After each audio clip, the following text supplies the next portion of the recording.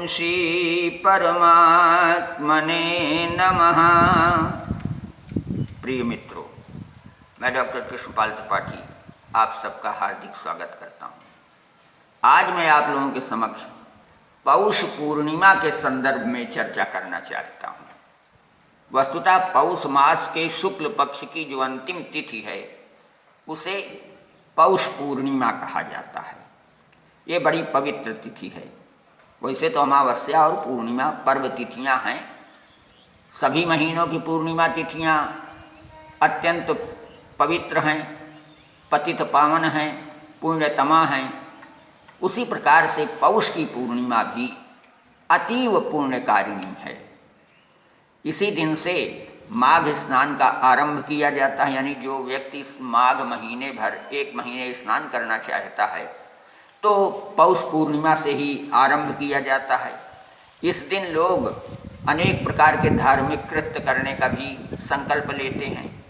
इसी दिन से पूरे माघ भर नियमित रूप से दान दक्षिणा करने का भी लोग संकल्प लेते हैं, पूजा पाठ तप आदि करने का भी संकल्प लेते हैं। आजकल प्रायः देखा जाता है कि पूरे माघ के महीने भर लोग श्री रामचरितमानस का पाठ करते हैं, अन्य भगवत भक्ति से संबंधित स्तोत्रों का पाठ करते हैं। तो उन सब शुभ कार्यों का शुभारंभ पौष पूर्णिमा से ही करना चाहिए। और इसी पौष पूर्णिमा के दिन तीर्थराज प्रयाग में माघ मेले का आरंभ होता है।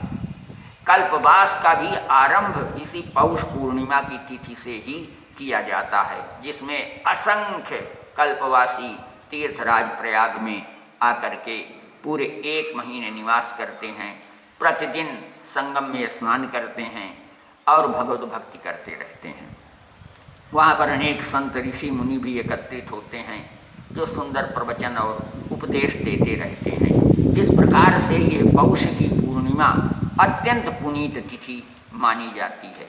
इसमें भी एक विशेष बात है, जिस दिन सूर्योदय काल में चतुर्दशी तिथि हो और चंद्रोदय काल में पूर्णिमा हो, वह व्रत की पूर्णिमा है। उस दिन व्रत करना चाहिए। अथवा सूर्योदय से लेकर के चंद्रोदय काल तक जिस दिन पूर्णिमा हो उस दिन भी व्रत किया जाता है। लेकिन जिस दिन चंद्रोदय काल में पूर्णिमा, तो व्रत हो गई, लेकिन जिस दिन सूर्योदय काल में पूर्णिमा हो लेकिन अगले चंद्रोदय के पूर्व ही पूर्णिमा समाप्त हो जाए तो स्नान और दान के लिए उपयुक्त मानी जाती है। उस दिन स्नान और दान करना चाहिए। स्नान में भी गंगा आदि पवित्र नदियों में स्नान करें। अवसर हो, सुविधा हो तो आप तीर्थराज प्रयाग के गंगा यमुना और अदृश्य सरस्वती के पावन संगम में स्नान कर सकते हैं, वहाँ दान कर सकते हैं, अक्षय वट का दर्शन कर सकते हैं, पूजा पाठ तपस्या आदि कर सकते हैं।